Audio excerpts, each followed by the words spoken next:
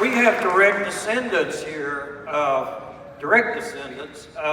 people who started the union here. And Professor Keeney, Frank Keeney, was the president of District 17 at the time that this fight at Paint Creek and Cabin Creek started, which led to the Blair Mountain March, which of course led to Mayquan. And I'm going to talk just a few minutes about the background here, if you don't mind. Is Professor Keeney still here? I was chatting with him when I came in. Stand up, give direct descendant of Frank Keeney right here.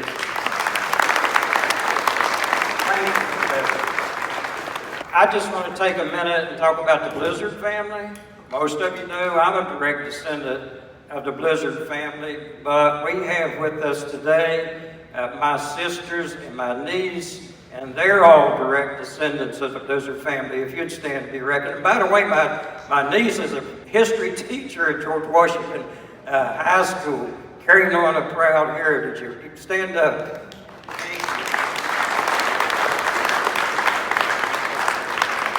The union was formed in 1890, and about 12 years later, my great-grandmother Blizzard and my great-grandfather Blizzard were kicked out of their homes in Fayette County because they supported the union. The thugs came in and took their furniture and their food and threw it out in the street, actually in the yard, and told them to get out of town. That was the biggest mistake these coal companies ever made, because my great-grandmother Blizzard was fierce.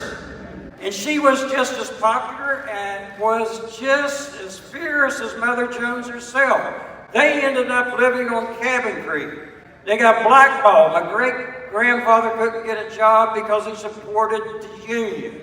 So do you know how many people were on strike? I bet you would never guess it. Between Cabin Creek and Paint Creek, I have read numbers that said 6,000 people were on strike in those two creeks. 6,000 people.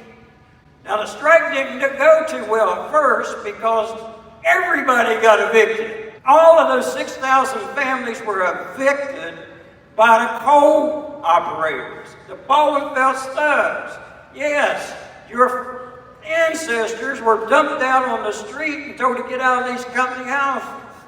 And then they put their belongings on a train and hauled it off the company property. And there was one place only on Cabin Creek that supported the union. Does anybody here know where that was? Come on. Oh, you're cheating, Becky. You got it. But go ahead, tell everybody. Estelle. Why Estelle? Because the Blizzard family owned property in Estelle, and Cabin Creek's 15 miles long, and they said Estelle is the free state of Cabin Creek. It's the only place on Cabin Creek that co-operators didn't own. And if you supported the union, they wouldn't allow you to walk on their road. Now, can you imagine that? You cannot get on the road because we own that road. Mother Jones shows up, and you can just imagine what happened when she showed up. If anything, she was a great troublemaker. And she did not believe in fancy talk or trying to work something out peacefully. They would not let her walk up Cabin Creek. They made her get in the creek and wade the water all the way up to Estelle. Mother Blizzard and Mother Jones were fast friends. A lot of people don't know that.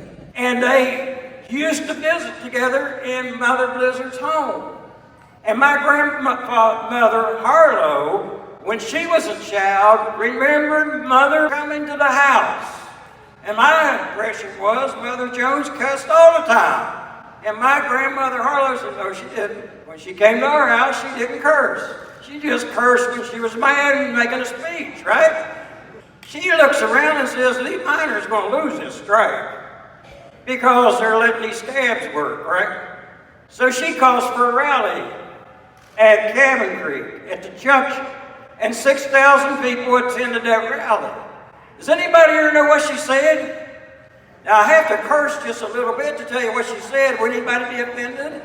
Well, I imagine that before you go home, you turn your television on, you'll hear something worse than this.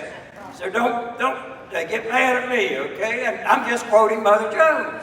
But Then Mother Jones, who had been out there and gone to jail, called all of the strikers together in Trinidad.